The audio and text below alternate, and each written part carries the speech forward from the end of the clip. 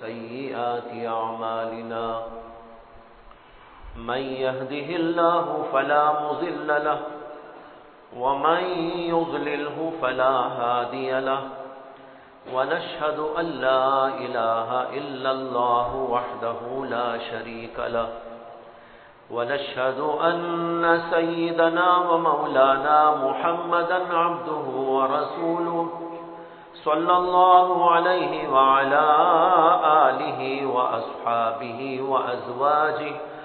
وأزواجه وذرياته وسلم تسليما كثيرا كثيرا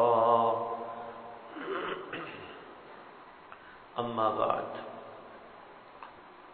محترم حضرات،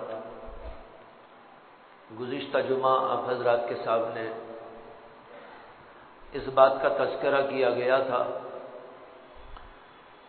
کہ معاندین اسلام اور اسلام دشمن طاقتوں نے اسلام کے خلاف جو اعتراضات کیے ہیں اور نبی اکرم محمد عربی صلی اللہ علیہ وسلم کو بدنام کرنے کی کوششیں کی ہیں، ان میں سے ایک بات یہ بھی ہے کہ وہ کہتے ہیں کہ نبی اکرم صلی اللہ علیہ وسلم کو کچھ لوگوں نے سکھا دیا تھا، پڑھا دیا تھا، کچھ باتیں بتا دی تھی، اور پھر محمد صلی اللہ علیہ وسلم نے اسی کو بیس بنا کر قرآن کریم لکھ دیا اور قرآن کریم لوگوں کے سامنے پیش کر دیا۔ کچھ لوگوں کا نام بھی ذکر کرتے ہیں جس کا تذکرہ میں نے گزشتہ بیان میں کیا تھا۔ یہاں پر میں اس وقت جو اہم بات عرض کرنی ہے وہ یہ ہے کہ نبی اکرم صلی اللہ علیہ وسلم کو اللہ تبارک و تعالی نے امی بنایا تھا۔ امی کے معنی ہے جو پڑھنا لکھنا نہ جانتا ہو اور جس نے کسی سے پڑھنا اور لکھنا نہ سیکھا ہو۔ اللہ کے نبی علیہ السلام کی تاریخ، اللہ کے نبی علیہ السلام کی سیرت اس بات کی بین دلیل ہے کہ اللہ تبارک و تعالی نے آپ کو کسی سے پڑھنے لکھنے سیکھنے کے لیے کبھی موقع فراہم نہیں کیا، بلکہ اللہ تبارک و تعالی نے آپ کو امی بنا کر رکھا کہ آپ نے نہ کسی سے پڑھنا لکھنا سیکھا، نہ خود کوئی ایسا پڑھنا لکھنا جانتے تھے۔ یہ بات تاریخ سے اور سیرت کی کتابوں سے بالکل واضح ہے۔ متعدد واقعات ہیں کہ اللہ کے نبی علیہ السلام کے سامنے پیش آئے اور اللہ کے نبی علیہ السلام کا لکھنے پڑھنے سے عاجز ہونا، اللہ کے نبی علیہ السلام کا لکھنے اور پڑھنے کی دنیا سے دور ہونا، یہ بات لوگوں کے سامنے آتی رہی۔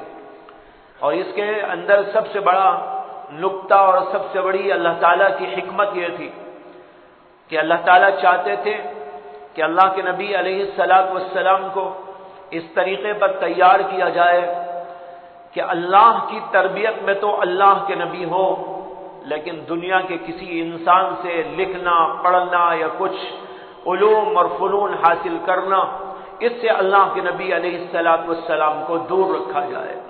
کیوں؟ وجہ اور حکمت اس میں یہ ہے کہ اللہ تعالیٰ چاہتے تھے کہ بعد میں چل کر جب اللہ کے نبی علیہ السلام قرآن کریم پیش کریں گے اور اللہ کا کلام آپ کے سینے مبارک کے اندر داخل کیا جائے گا اور آپ کی زبان مبارک سے وہ لوگوں کے سامنے پڑھ کر سنایا جائے گا، تو اس وقت کوئی یہ نہ کہہ سکے کہ تو بھائی بڑے پڑھے لکھے آدمی ہیں، یہ تو بہت بڑے شاعر ہیں، یہ تو بہت بڑے ادیب ہیں، یہ تو بہت بڑے پڑھے لکھے انسان ہیں، انہوں نے خود ہی اس کو بنا لیا ہوگا۔ اس سے کہ اتنا بڑا پڑھا لکھا انسان اگر ایسا بہترین کلام پیش کر دے تو تعجب کی کیا بات ہے، یہ کہہ کر اللہ کے کلام کو لوگ ٹھکرا سکتے تھے۔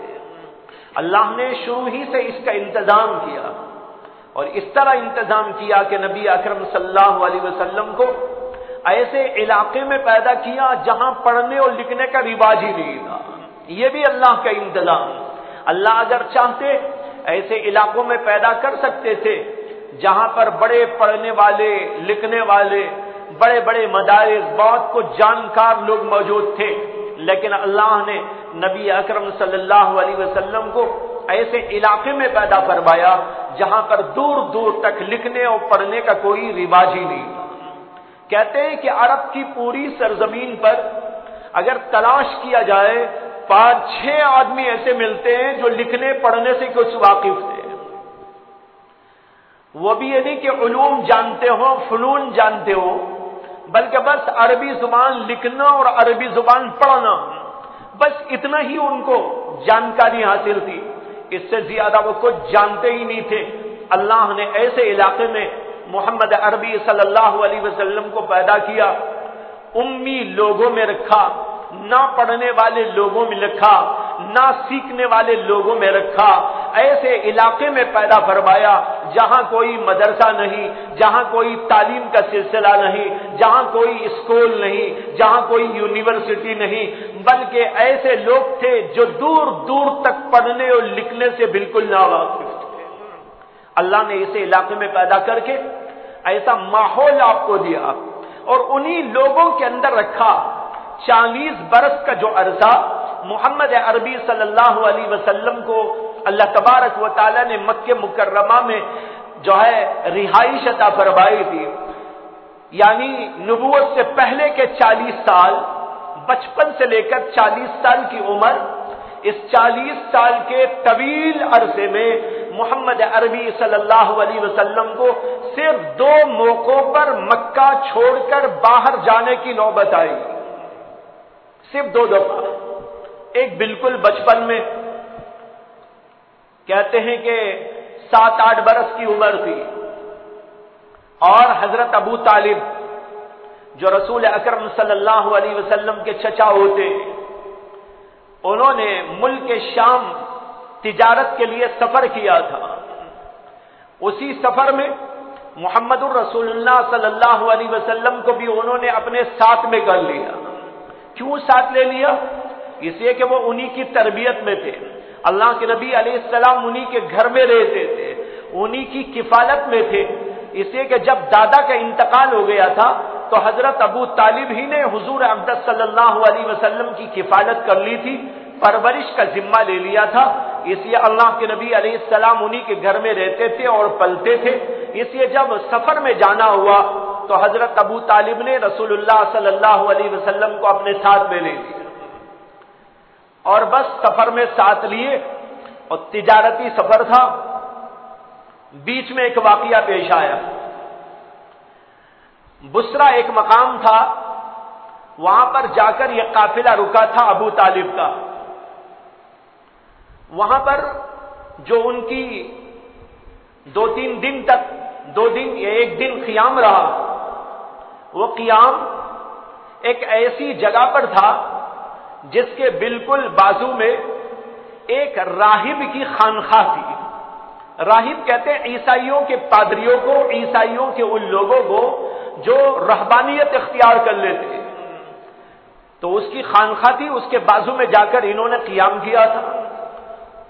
وہاں پر جب رہ رہے تھے 1 دن 2 دن، یہ بیچ میں بس چلتے چلتے رک گئے تھے، آرام کرنے کے لیے، کھانے کے لیے، پینے کے لیے، ذرا سستانے کے لیے. تو وہاں ایک راہب تھا جس کو کہتے بحیرہ، اس کا نام تھا. بحیرہ راہب ان لوگوں کو دیکھ رہا تھا. اس نے محمد الرسول اللہ صلی اللہ علیہ وسلم کو بھی دیکھا. دیکھنے کے بعد اللہ کے نبی علیہ الصلوۃ والسلام کو بلا کر پوچھا کہ تمہارے ذمہ دار کون ہیں؟ اللہ کے نبی صلی اللہ علیہ وسلم نے بتایا کہ میرے ذمہ دار تو یہ ہے ابو طالب. اس نے حضرت ابو طالب کو بلایا اور بلا کر کہا کہ اس بچے کی ذرا حفاظت کرنا، اس بچے کی ذرا حفاظت کرنا، اس لیے کہ میرا اندازہ یہ ہے کہ آخری زمانے میں پیدا ہونے والا نبی یہی ہے. اور اس نے علامتوں سے پہچان لیا تھا. علامتوں سے پہچان کر، چونکہ وہ عیسائی راہب تھا اور عیسائیوں کی کتابوں اور انجیل و تورات یہ سب پڑھا ہوا تھا، اس لیے اس نے اللہ کے نبی علیہ الصلوۃ والسلام کی علامتوں کو دیکھ کر پہچان لیا کہ یہ اللہ کے نبی محمد رسول اللہ صلی اللہ علیہ وسلم آخری زمانے کے پیغمبر ہیں. ابو طالب نے کہا کہ تم یہ بات کیوں کہہ رہے ہو؟ تو کہا کہ مجھے اندیشہ ہے کہ کہیں یہودی لوگ اس بچے کو مار نہ ڈالیں، اسے تم اس کی حفاظت کرنا. اور اس نے کہا کہ میں دیکھ رہا ہوں یہ بچہ جہاں جہاں جاتا ہے وہاں پر اس کے اوپر ایک سایہ سا آ جاتا ہے، اور میرا اندازہ ہے کہ یہ آخری زمانے کا پیغمبر. یہ چھوٹا سا واقعہ بیچ میں پیش آیا، بس اس کے بعد آگے تجارتی قافلہ چلا گیا. اس کے بعد تجارت کرتے ہوئے حضرت ابو طالب آ گئے.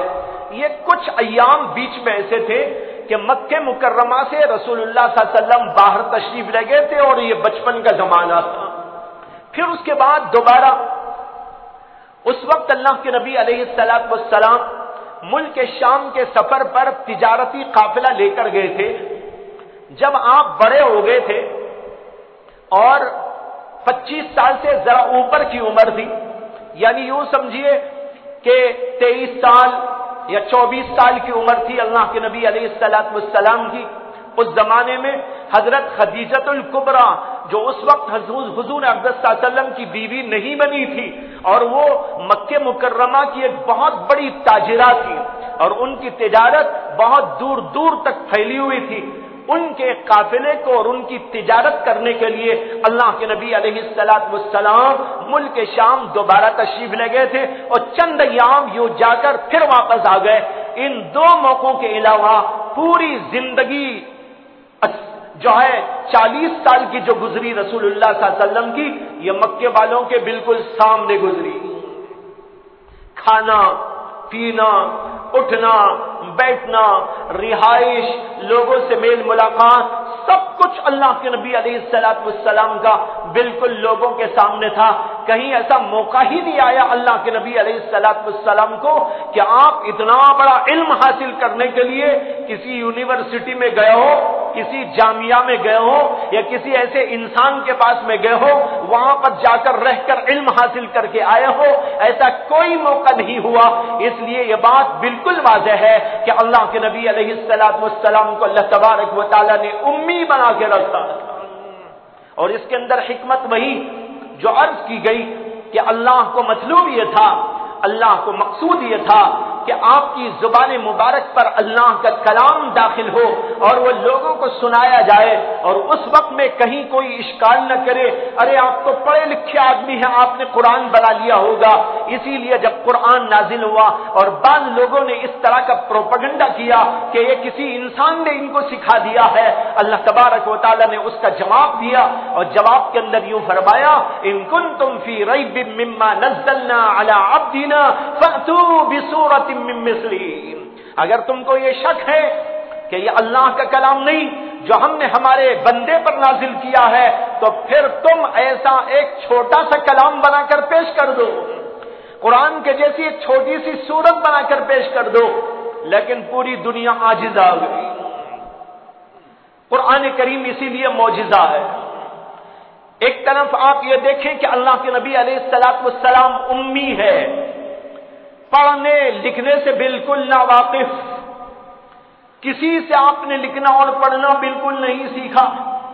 پھر اس کے بعد آپ نے جو کلام پیش کیا اللہ تبارک و تعالیٰ کا، وہ کلام کئی حیثیتوں سے ایسا ہے کہ دنیا کے اندر اس کا کوئی جواب نہ ہوا نہ قیامت تک ہو سکتا ہے. ایسا عجیب و غریب کلام اللہ کے نبی علیہ الصلوۃ والسلام نے دنیا والوں کے سامنے پیش کیا. جو لوگ یہ کہتے ہیں یہ کلام کسی نے محمد صلی اللہ علیہ وسلم کو سکھایا تھا اور انہوں نے یہ کلام اپنی طرف سے پیش کر دیا تھا، ذرا سوچ کر دیکھے ایسا کلام اگر کوئی اور انسان بنا سکتا، وہ کہتا یہ میرا کلام ہے، وہ کیوں کہتا کہ ان کا کلام ہے؟ وہ ادھر کیوں کر دیتا اس کو؟ ایسے کلام کے بارے میں تو وہ سب سے پہلے دائی دعوت، وہ سب سے پہلے مدعی ہوتا، میں اس کلام کے پیش کرنے والا ہوں، میں اس کلام کا بنانے والا ہوں۔ ظاہر بات ہے اتنا بہترین کلام جس کا کوئی جواب پوری دنیا مل کر نہیں دے سکتی، اگر وہ کوئی انسان بنایا ہوا ہوتا سب سے پہلے وہ دعویٰ کرتا کہ یہ میرا کلام، لیکن کسی نے آج تک دعویٰ نہیں کیا۔ اور پھر یہ لوگ جو کہتے ہیں کہ محمد صلی اللہ علیہ وسلم کو ایک غلام پہ پڑھا دیا تھا، وہ غلام کیا کرتا تھا معلوم؟ تاریخ میں لکھا ہوا ہے وہ کارپینٹر تھا۔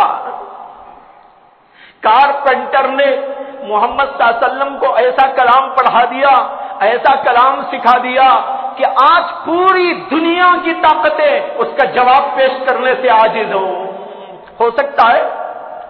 کس قدر بے وقوفی کی بات ہے جو لوگ کہا کرتے ہیں، اس لیے کہ جب تعصب آ جاتا ہے تو تعصب کی دنیا میں آنے کے بعد انسان کی عقل میں کچھ باقی نہیں رہتا، انسان کی کھوپڑی میں دماغ بھی باقی نہیں رہتا، وہ الٹی سیدھی ہانکا کرتا ہے۔ تو میں کہہ رہا تھا ایک طرف دیکھیے اللہ کے نبی علیہ الصلوۃ والسلام امی، اور دوسری طرف یہ دیکھیے کہ آپ نے جو کلام پیش کیا وہ کلام کیا، یہ کلام کئی حیثیتوں سے معجزہ ہے۔ معجزہ کسے کہتے ہیں؟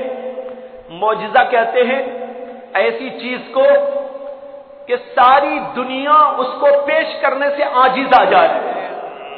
معجزے کا معنی ہی ہے عاجز کر دینے والی چیز، انسان اس کو کر نہیں سکتا، کوئی انسان اس کو انجام دے نہیں سکتا، اگر وہ کر سکتا ہے تو وہ اللہ ہی کر سکتا ہے۔ معجزہ اسی کو کہا جاتا ہے۔ محمد عربی صلی اللہ علیہ وسلم کے ہاتھوں بہت سارے معجزات ہوئے۔ آپ نے چاند کے 2 ٹکڑے کر دیے، آپ نے چند قطروں پانی میں ہاتھ ڈالا تو وہ جو ہے زبردست ایک چشمے کی شکل اختیار کر گیا۔ اسی طرح کبھی ایسا ہوا کہ تھوڑا سا کھانا تھا، اللہ کے نبی علیہ السلام نے اس کو بانٹنا شروع کیا، 4000 آدمیوں نے کھانا کھا لیا۔ جو کھانا ایک آدمی کے لیے تھا وہ 4000 آدمیوں کے لیے کافی ہو گیا۔ دودھ کا ایک چھوٹا سا پیالہ جو ایک انسان کے پیٹ بھرنے کے لیے ناکافی تھا، اللہ کے نبی علیہ السلام نے اپنے صحابہ کو پلایا تو جو ہے 200-300 صحابہ کرام نے اس کو پی لیا، اور پھر بھی دودھ بچا ہوا موجود تھا۔ یہ اللہ کے نبی علیہ السلام کے بہت سارے معجزات میں سے 2-4 کی طرف اشارے کیے۔ اللہ نے ہر پیغمبر کو معجزہ دیا، ہمارے نبی علیہ السلام کو اللہ نے 3000 معجزات عطا فرمائے، کسی پیغمبر کو 1، کسی پیغمبر کو 2، کسی پیغمبر کو 3 و 4، کسی پیغمبر کو 8 و 10، تو ہمارے نبی علیہ السلام کو 3000 معجزات عطا کیے گئے۔ لیکن سب سے بڑا جو معجزہ محمد صلی اللہ علیہ وسلم کو عطا کیا گیا وہ معجزہ ہے قرآن کریم۔ قرآن معجزہ کیوں ہے؟ اس لیے کہ قرآن جو اسلوب، جو انداز پیش کرتا ہے ویسا دنیا میں کوئی انسان پیش نہیں کر سکتا۔ خود اللہ کے نبی علیہ السلام کا کلام بھی دنیا میں موجود ہے اور اللہ کا کلام بھی موجود ہے، دونوں کو دیکھ کر آپ فیصلہ کر سکتے ہیں یہ اللہ کے نبی کا کلام ہے اور یہ اللہ کا کلام ہے۔ اللہ کے کلام کا انداز الگ، اللہ کے کلام کی بلاغت الگ، اللہ کے کلام کا اصول الگ، اللہ کے کلام کا اسلوب الگ، اور نبی علیہ السلام کا کلام بھی بڑا بہترین، لیکن دیکھنے کے بعد فیصلہ کر سکتا ہے آدمی یہ اللہ کا کلام، یہ رسول اللہ کا کلام۔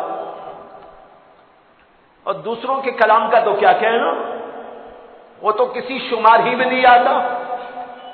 تو یہ اللہ تعالیٰ کا کلام جو اسلوب اپنا رکھتا ہے وہ ایسا عجیب و غریب اور البیلا اور نہایت ہی اعلیٰ، نہایت ہی عرفہ کہ اس کا کوئی جواب دنیا کی کوئی طاقت نہیں دے سکتی۔ اس کے بارے میں گزشتہ بار میں نے وہ واقعہ سنایا تھا آپ کو جو علامہ طنطاوی کے ساتھ مستشرقین کے ساتھ میں پیش آیا تھا۔ علامہ طنطاوی نے ایک جملہ دیا تھا ان کو، کیا جملہ تھا؟ جہنم بڑی ہے۔ انہوں نے کہا اس جہنم بڑی ہے کہ جملے کو عربی میں ٹرانسلیٹ کرو۔ انہوں نے شاید انگریزی میں کہا ہوگا یا فرانسیسی میں ان کو بتایا ہوگا۔ انہوں نے کہا یہ جملہ ہے، اس جملے کی تم عربی بناؤ۔ اب انہوں نے عربی بنا دی۔ عربی کیا بنائی؟ جہنم وسیع، جہنم فسیحا، النار وسیع، النار فسیحا، 4-5 جملے بنا کر پیش کر دیے گئے۔ علامہ طنطاوی نے کہا تمہارے جملے تو بہت بہترین جملے ہیں، لیکن یاد رکھو کہ محض جملہ بنانا نہیں ہے بلکہ قرآن کے مقابلے میں بنانا ہے۔ اگر تم قرآن کے جواب میں بنانا چاہتے ہو، یہ جملے کوئی جملے نہیں، قرآن کا کوئی مقابلہ اس سے نہیں ہو سکتا۔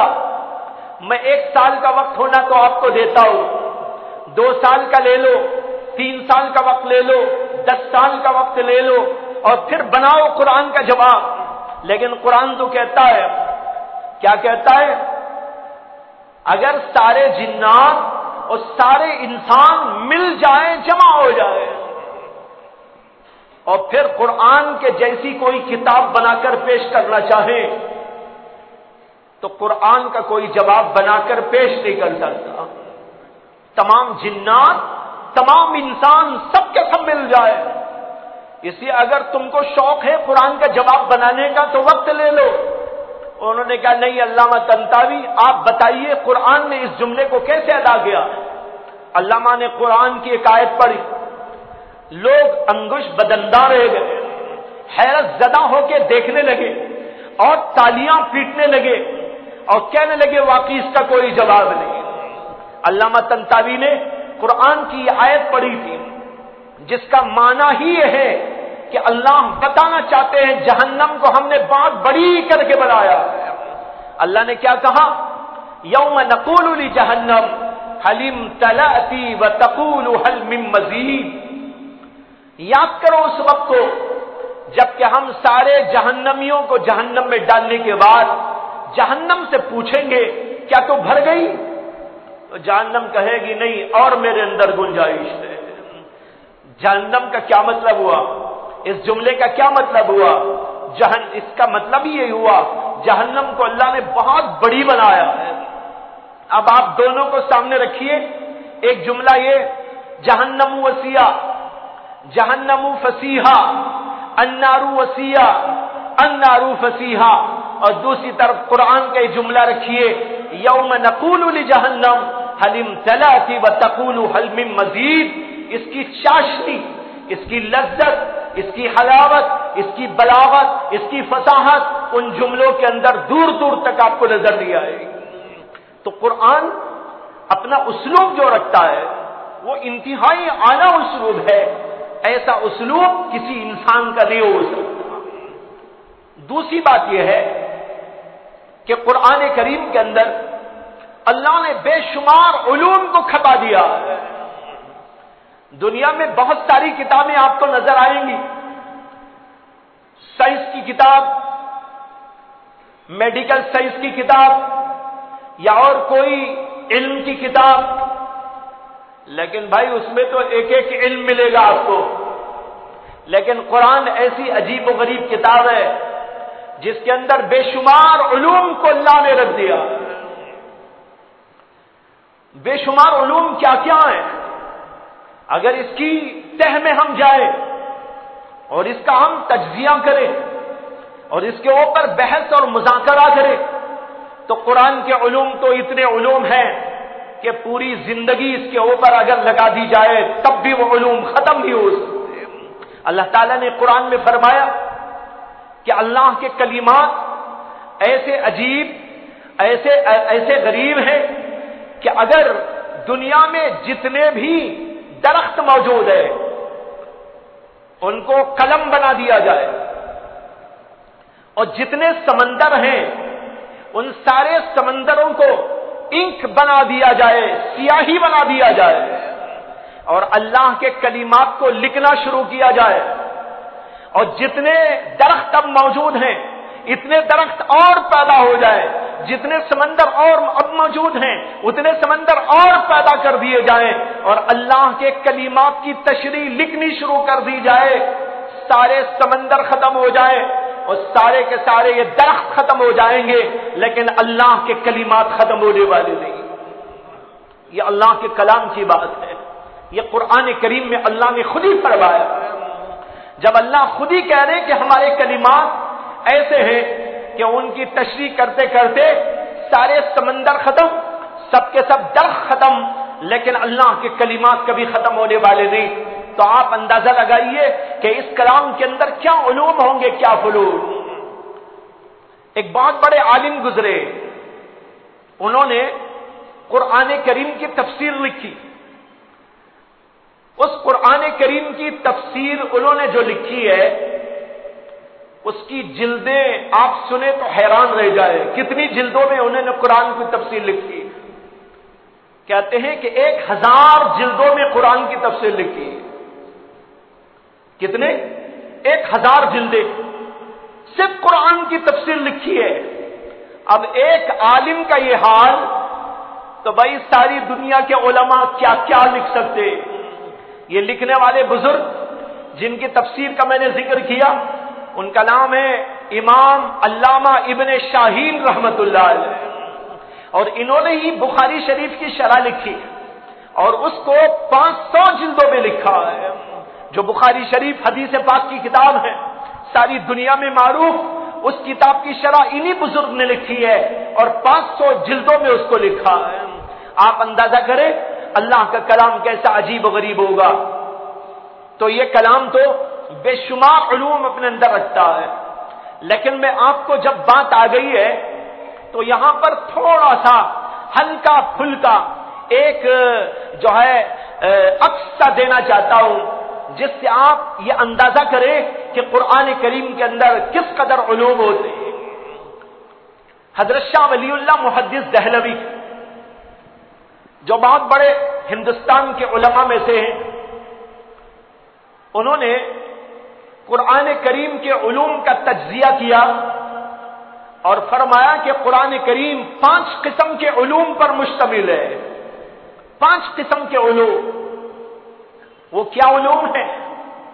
انہوں نے کہا ایک علم کا نام ہے علم التذکیر بآلاء اللہ، جس کا ترجمہ ہے یہ وہ علم ہے قرآن کریم کا جس کے اندر اللہ تبارک و تعالی نے انفس و آفاق میں پھیلی ہوئی اپنی نعمتوں کا تذکرہ کیا۔ قرآن میں آپ کو جگہ جگہ آسمان کا تذکرہ، زمین کا تذکرہ، چاند و سورج کا تذکرہ، ستاروں کا تذکرہ، پانی کا تذکرہ، ہواؤں کا تذکرہ، کھیتیوں کا تذکرہ، سمندروں کا تذکرہ، اسی طریقے پر زمین سے نکلنے والی اگنے والی بے شمار چیزوں کا تذکرہ اور پھیلی ہوئی عجیب و غریب نعمتوں اور اللہ کی مخلوقات کا تذکرہ جگہ جگہ جگہ جگہ ملے۔ بے شمار چیزوں کو اللہ نے پیش کیا، یہ اللہ کی نعمتوں کا تذکرہ ہے۔ اللہ نے اس نعمت کو، ان نعمتوں کے تذکرے سے ہماری اور آپ کی توجہ مبذول کرائی ہے کہ دیکھو میں ہوں تمہارا پروردگار، میں ہوں زمین بنانے والا، میں آسمان بنانے والا، میں چاند و سورج پیدا کرنے والا، میں ہواؤں کو چلانے والا، کھیتیوں کو اگانے والا، روشنیوں کو بکھیرنے والا، عجیب و غریب حیرت انگیز نعمتوں کو پیدا کرنے والا، تمہاری ضرورت کا، تمہاری سہولت کا، تمہاری زیب و زینت کا سامان پیدا کرنے والا، تمہاری ہر ضرورت کو عجیب و غریب حیرت انگیز طریقے پر دنیا میں پھیلا کر تم تک پہنچانے والا میں رب العالمین ہوں۔ یہ اللہ نے قرآن کے اندر جگہ جگہ جگہ جگہ تذکرہ کیا۔ کیوں تذکرہ کیا؟ تاکہ بندے ان نعمتوں میں غور کریں اور اللہ کو پہچان لیں، اللہ کی معرفت کے واسطے، اللہ کی پہچان کے واسطے، تاکہ بندے خدا کو پہچانے، زمین دیکھ کر زمین کے نہ ہو جائے، آسمان کو دیکھ کر آسمان کے نہ ہو جائے، ستاروں کو دیکھ کر ستاروں کے پیچھے نہ پڑ جائے، ستاروں کو دیکھنے والوں ستاروں کے بنانے والے کو پہچانو۔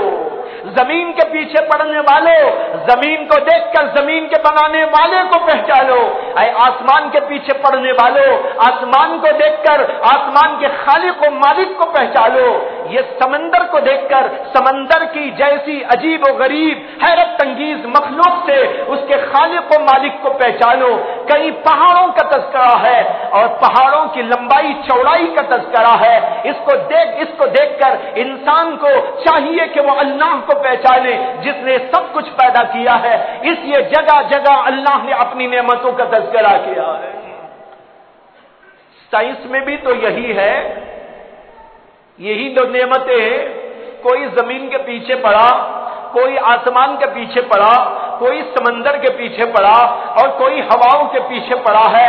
سائنس انہی چیزوں کی تحقیقات کر رہی ہے، لیکن عجیب بات یہ ہے کہ سائنسدان جب ان چیزوں کی تحقیق کرتے ہیں تو انہی چیزوں کے پیچھے پڑ کر خدا کو بھول جاتے ہیں، اور اللہ ان کو یاد دہانی کر رہے ہیں، تم ان مخلوقات کو دیکھ کر، ان نعمتوں کو سمجھ کر مجھ کو پہچانو، مجھے چھوڑ کر نعمتوں کے پیچھے پڑنے والا میرا منکر ہے اور کافر ہے۔ اس کے لیے اللہ نے یہ پوری کائنات کی چیزوں کو پیش کیا۔ 1986 میں ایک واقعہ پیش آیا۔ واقعہ یہ تھا کہ ایک فرانسیسی سائنسدان جس کا نام کیسٹو ہے، وہ سمندری سفر کر رہا تھا، کشتی میں سوار چلا جا رہا تھا۔ چلتے چلتے ایک ایسی جگہ پر وہ پہنچا جہاں دو سمندروں کا سنگم ہو رہا تھا۔ ایک سمندر جس کو میڈیٹرینین سی کہتے ہیں اور دوسرا سمندر جس کو ریڈ سی کہا جاتا ہے۔ ریڈ سی اور میڈیٹرینین سی یہ دونوں سمندر دو طرف سے آ کے ملتے ہیں اور پھر آگے کو ایک ہو کر چلے جاتے ہیں۔ وہ سمندری سفر کرتے کرتے یہاں پر پہنچا۔ جب اس اسپاٹ پہ پہنچا تو اسے دور ہی سے نظر آنے لگا کہ ایک سمندر ادھر سے آ رہا ہے، ایک سمندر ادھر سے آ رہا ہے، اور جب یہ دونوں مل کر آگے کو جا رہے ہیں تو حیرت انگیز طور پر وہ دیکھ رہا تھا کہ دونوں پانی الگ الگ جا رہے ہیں۔ ادھر کا سمندر کا پانی یوں جا رہا ہے، ادھر کا پانی یوں جا رہا ہے، بیچ میں ایسا لگ رہا ہے جیسے کوئی آڑ رکھ دی گئی ہو۔ اس نے کہا کہ بھئی عجیب و غریب بات، پانی پانی سے ملتا ہے تو الگ نہیں رہتا، پانی پانی میں مکس ہو جاتا ہے، پانی پانی میں مخلوط ہو جاتا ہے، مختلط ہو جاتا ہے۔ یہ کیا عجیب تماشا میں دیکھ رہا ہوں کہ ادھر کا پانی ادھر ہی کو جا رہا، ادھر کا پانی ادھر، اور ایسا لگ رہا ہے جیسے بیچ میں کوئی چیز آڑ رکھ دی گئی ہو۔ تو اس نے کشتی چلانے والے سے کہا کہ بھئی تم کشتی کو لے کر اسی پوائنٹ کی طرف جاؤ جہاں پر یہ دو سمندر مل کے آگے بڑھ رہے۔ اب کشتی والا لے کے وہاں گیا۔ جب وہاں قریب گیا تو اس نے کشتی کو کھڑا کر دیا، اور جہاں پر وہ دونوں پانی الگ الگ ایسے جا رہے تھے اور بیچ میں کوئی لائن سی لگی ہوئی آڑ معلوم ہو رہی تھی، اس نے وہاں جا کے ہاتھ ڈال کے دیکھا کہ بیچ میں آڑ کیا ہے۔ دیکھا تو کوئی آڑ نہیں ہے، کچھ بھی آڑ نہیں ہے، آر پار ہو رہا ہے ہاتھ۔ اس نے اپنا ہاتھ پھر اٹھا لیا اور کھڑے ہو کے دیکھنے لگا، تو 1 منٹ کے بعد پھر دیکھتا ہے کہ پانی الگ الگ جا رہا ہے۔ اس کو اور حیرت ہوئی، اس نے ادھر کا پانی چکھ کر دیکھا تو میٹھا ہے، ادھر سے پانی اٹھا کے پیا تو بالکل کڑوا کسیلا، منہ میں رکھنے کے قابل نہیں، اور ادھر کا پانی بالکل پینے کے قابل۔ اس کو اور بھی حیرت ہوئی کہ بھئی یہ عجیب بات کہ ایک سمندر ادھر سے آ رہا ہے میٹھے پانی کا، اور ایک سمندر ادھر سے آ رہا ہے اور وہ کڑوے کسیلے پانی کا جو منہ میں رکھنے کے بھی قابل نہیں، اور جب یہ دونوں ملتے ہیں تو ملنے کے باوجود مکس نہیں ہوتے. ملاقات تو ہو رہی ہے دونوں کی، لیکن آگے پیچھے مکس نہیں ہو جا رہے ہیں، بلکہ یہ الگ چل رہا ہے، وہ الگ چل رہا ہے. اس نے اس کے فوٹو لے لیے. فوٹو میں بھی اچھی طرح محسوس ہو رہا تھا دو سمندر آ رہے ہیں، مل رہے ہیں، لیکن بیچ میں ایک لکیر سی معلوم ہو رہی ہے. یہ سارا اس نے فوٹوگراف نکالنے کے بعد اس نے سوچا آج ایک جدید تحقیق مجھ کو مل گئی. وہ سائنسدان تھا اور ایسی چیزوں کے پیچھے لوگ پڑے رہتے ہیں، اس لیے اس نے سوچا کہ آج مجھے دنیا میں ایک عجیب و غریب حیرت انگیز چیز معلوم ہو گئی ہے، اس لیے میں جا کر اس کا پرچار کروں گا اور لوگوں کو بتاؤں گا کہ میں نے ایک نئی تحقیق اور نیا انکشاف دنیا والوں کے سامنے پیش کیا ہے. خیر وہ اپنے ملک گیا اور وہاں جانے کے بعد اس کو خیال آیا کہ ہمارے علاقے کا بہت بڑا سائنسدان وہ جو ہے مختلف کتابوں کا مصنف اور آتھر، اس سے ملاقات کرنی چاہیے. ڈاکٹر موریس اس کے پاس وہ یہ بات تحقیق پیش کرنے کے لیے گیا. اس نے اپوائنٹمنٹ لیا اور پھر وہاں پر پہنچا. پہنچنے کے بعد اس نے کہا کہ میں ایک نئی حقیقت اور نیا انکشاف آپ کے سامنے پیش کرنے کے لیے آیا ہوں. اس نے کہا کیا انکشاف؟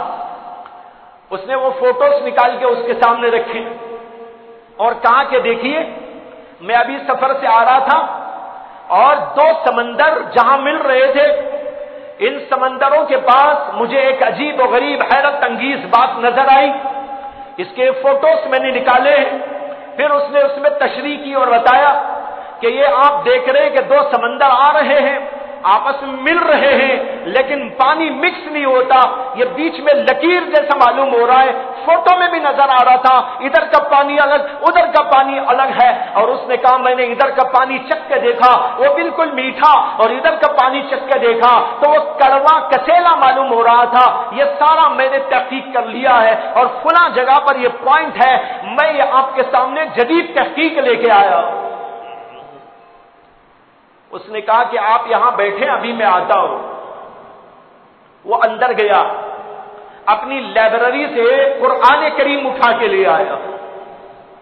قرآن کریم اٹھا کر لا کر 18واں پارہ کھول کے اس کے سامنے رکھ دیا، جس کے اندر قرآن کریم کی ایک آیت ترجمہ شدہ موجود تھی.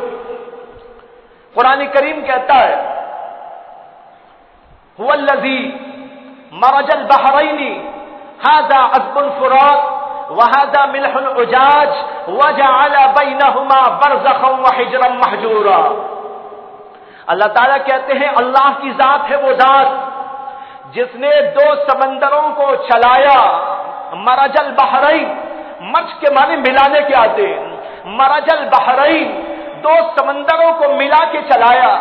هذا عذب فرات، یہ سمندر میٹھا، وہذا عذب الفرات وہذا ملح اجاج، اور یہ بالکل نمک کے جیسا کھارا کسیلا. یہ دو سمندروں کو اللہ نے چلایا. وجعل بینہما برزخا وحجرا محجورا، اور ان دونوں کو ملانے کے باوجود ان دونوں کے درمیان میں ایک آڑ پیدا کر دی ہے جس سے وہ ایک دوسرے سے مل نہیں سکتے. یہ قرآن کریم کی آیت، اس کا ترجمہ آپ کے سامنے میں نے پیش کیا. جب اس نے لا کر یہ آیت سامنے رکھی اور اس کا فرانسیسی ترجمہ اس نے پیش کیا تو وہ اچھل کے کہنے لگا ارے میرے سے پہلے کس نے یہ تحقیق بیان کر دیے، میرے سے پہلے کس نے اس کو بیان کر دیا. اس نے کہا تیرے اور میرے سے پہلے یہ خالق کائنات نے محمد الرسول اللہ کو بتایا تھا. یہ ہے بھائیوں وہ قرآن جس کے اندر اللہ نے بے شمار علوم کو رکھا. ان میں سے ایک علم وہ جس کا تذکرہ میں نے آپ کے سامنے کیا ہے، علم التذکیر بآلاء اللہ، اللہ کی نعمتوں کی یاد دہانی کا علم. اللہ نے زمین کا، آسمان کا، سورج اور چاند کا، ہواؤں کا، پانیوں کا، سمندروں کا، میٹھے اور کھارے سمندروں کا، اور درختوں کا اور کھیتیوں کا، پھل پھلاریوں کا، انسانوں کا، جانوروں کا، بے شمار مخلوقات کا علم قرآن کریم کے اندر رکھا ہوا ہے۔ یہ علم ہے جو انسان کو یاد دہانی کرتا ہے، اللہ کو پہچانو، اللہ کو بھول نہ جانا، جس نے کہ ساری کائنات کو پیدا کیا اور تمہاری یہ ساری نعمتوں کو پیدا کر دیا۔ اس کے بعد اور چاروں لوگ، ان کی تفصیل کے لیے وقت چاہیے، مختصر عرض کرتا ہوں۔ حضرت شاہ صاحب نے دوسرا علم جو بیان کیا وہ ہے علم التذکیر بایام اللہ۔ زمانہ جو گزر گیا، تاریخ کے جو واقعات قرآن کریم ان کو بھی بیان کرتا ہے۔ بے شمار واقعات ہیں جو ہسٹری میں پیش آ گئے، تاریخی زمانوں میں پیش آ گئے۔ اللہ تبارک و تعالی ان واقعات میں سے عبرت انگیز واقعات کو قرآن کریم کے اندر پیش کرتے۔ ملتوں کا ذکر، قوموں کا تذکرہ، افراد اور اشخاص کا تذکرہ، ان کے اچھے اور برے اعمال کا تذکرہ، ان پر پیش آنے والے احوال کا تذکرہ، ان کے اوپر پیش آنے والی نعمتوں کا تذکرہ، ان کے اوپر آنے والے عذابات کا تذکرہ، پیغمبروں کا تذکرہ، پیغمبروں کی امتوں کا تذکرہ۔ یہ ایک لمبا چوڑا علم ہے جو قرآن کریم کے اندر پھیلا ہوا ہے۔ یہ کچھ اتنا ہی نہیں ہے بلکہ پورے قرآن میں بکھرا ہوا ہے۔ اس کے اندر آپ کو ملیں گے واقعات۔ کس کے واقعات؟ حضرت آدم کا واقعہ ہے، اور حضرت نوح کا واقعہ ہے، حضرت نوح کی قوم کا واقعہ ہے، اس کے اندر حضرت موسیٰ کا واقعہ ہے، اس کے اندر کئی پیغمبروں کا تذکرہ موجود ہے، اور اس کے ساتھ ساتھ ان کی قوم اور ملتوں کا تذکرہ ہے۔ قوم عاد کا تذکرہ ہے، قوم سمود کا تذکرہ ہے، قوم شعیب کا تذکرہ ہے، قوم نوح کا تذکرہ ہے، قوم ابراہیم کا تذکرہ ہے، اور پھر انہوں نے کیا کیا اور اللہ نے ان کے ساتھ کیا معاملہ کیا، کیسے عذابات ان کے اوپر طاری کیے گئے، قوم عاد کو کیسے ہلاک کیا گیا، قوم سمود کو کیسے پاش پاش کر دیا گیا، قوم شعیب کے ساتھ کیا معاملہ کیا گیا، قوم ابراہیم کے ساتھ اللہ نے کیا کیا، اور قوم لوط کے ساتھ میں کیا واقعات پیش آئے۔ یہ پورے واقعات جگہ جگہ جگہ جگہ اللہ نے قرآن کریم کے اندر پیش کیے ہیں۔ کیوں پیش کیے؟ تاکہ آئندہ پڑھنے والے انسان اس سے عبرت حاصل کرے، ان کو پتا ہو، ان کو معلوم ہو اللہ کی سنت کیا ہے، ان کو پتہ اور علم ہو اللہ تبارک و تعالیٰ دنیا کے اندر چاہتے کیا ہے، کیسے لوگوں کو چاہتے ہیں، اور پھر اللہ ان کے ساتھ کیا معاملہ کرتے ہیں، اللہ کن لوگوں کو نہیں چاہتے، ان کے ساتھ میں کیا معاملہ کیا جاتا ہے، کس طرح قومیں جب کفر میں، بت پرستی میں، شرک میں، بدعات میں، خرافات میں، لغویات میں اور محرمات میں، غلطیوں میں لگ گئی، گناہ پہ گناہ کرنے لگی، اللہ نے کس طرح ان کو تباہ کیا، غارت کیا۔ ایک مستقل تاریخ ہے جو اللہ نے پیش کر دی۔ قرآن کریم کی ایک چھوٹی سی سورت، اس کے اندر اللہ نے بڑے بلیغ انداز سے اس کا تذکرہ کیا۔ کہتے ہیں والعصر ان الانسان لفی خسر الا الذین آمنوا وعملوا الصالحات وتواصوا بالحق وتواصوا بالصبر۔ والعصر کا ترجمہ ہے زمانے کی قسم ہے۔ اللہ نے زمانے کی قسم کھائی، تاریخ کی قسم کھائی، جو زمانے محمد صلی اللہ علیہ وسلم تک گزر گئے، آدم سے لے کر محمد صلی اللہ علیہ وسلم تک، ان سارے زمانوں کی اللہ نے قسم کھائی۔ قسم کیوں کھاتے ہیں؟ گواہ بنانے کے لیے، گویا اللہ یوں کہہ رہے ہیں میں سارے زمانوں کو، پوری تاریخ کو، تاریخ کے اوراق کو، تاریخ کے احوال کو، تاریخ میں گزرنے والی قوموں کو، تاریخ میں گزرنے والی ملتوں کو، ان کے احوال کو، ان کے کردار کو، ان کے طرز زندگی کو تمہارے لیے گواہ بنا کر پیش کرتا ہوں۔ یہ ترجمہ ہے والعصر کا۔ اللہ کہتے ہیں والعصر، زمانے کی قسم ہے۔ زمانے میں کیا ہے؟ زمانے میں ملتیں ہیں، زمانے میں قومیں ہیں، زمانے میں افراد ہے، زمانے میں اشخاص ہے، زمانے میں ان کے اعمال ہے، زمانے میں ان کے کرتوت ہے، زمانے میں ان کا اچھا اور برا سب کچھ ریکارڈ موجود ہے۔ اللہ اس پورے ریکارڈ کو پیش کر رہے ہیں اور کہتے ہیں زمانے کی قسم، تمہارے سامنے پورے زمانوں کو پیش کر کے کہتا ہو ان الانسان لفی خسر، تمام کے تمام انسان گھاٹے میں ہے، خسارے میں۔ بچنے والا کوئی نہیں، نہ حاکم بچا، نہ رعایا بچی، نہ مالدار بچا، نہ فقیر بچا، نہ پڑھا لکھا بچا، نہ ان پڑھ بچا، کوئی بچنے والا نہیں، بلکہ پوری تاریخ بتا رہی ہے تمام کے تمام انسان گھاٹے میں ہے، خسارے میں ہے۔ نہ ان کو تعلیم نے بچایا، نہ ان کو مال نے بچایا، نہ ان کو حکومت نے بچایا، نہ ان کو عمارت نے بچایا، نہ ان کو جو ہے باڈی گارڈ سے بچایا، نہ ان کو کسی اور چیز نے بچایا، نہ ان کی طاقت نے ان کو بچایا، کسی چیز نے ان کو نہیں بچایا، سب کے سب گھاٹے میں ہے، خسارے میں ہے۔ الا الذین آمنوا وعملوا الصالحات، مگر وہ لوگ گھاٹے سے، خسارے سے بچے رہے جو ایمان رکھنے والے تھے، اچھے اعمال کرنے والے تھے، لوگوں کو حق کی وصیت کرنے والے تھے، لوگوں کو صبر کی تلقین کرنے والے تھے، یہ لوگ بچ گئے، باقی سب کے سب ہلاک کر دیے گئے۔ یہ ہے وہ تاریخ جس کا سبق قرآن نے پورے اپنے 30 پاروں کے اندر پڑھایا، 30 پاروں کا خلاصہ اس کے اندر بیان کر دیا ہے۔ اسی لیے آتا ہے روایتوں میں کہ حضرات صحابہ جب ایک دوسرے سے ملتے تھے، ملاقات کرتے تھے، یہ چھوٹی سی سورت ایک دوسرے کو سناتے تھے۔ کیوں؟ تاکہ دل کے اندر یہ بیداری پیدا ہو جائے، سارے احوال سامنے آ جائے، ساری قوموں کا تذکرہ سامنے آ جائے، دل کے اندر عبرت پذیری کا مادہ پیدا ہو جائے، اس کے لیے ایک دوسرے کو سنایا کرتے تھے۔ تو بھائیوں، یہ 2 قسم کا علم جو قرآن نے پیش کیا اس کو مختصر عرض کیا، باقی کے بارے میں تفصیل پھر عرض کروں گا۔ وآخر دعوانا ان الحمدللہ رب العالمین۔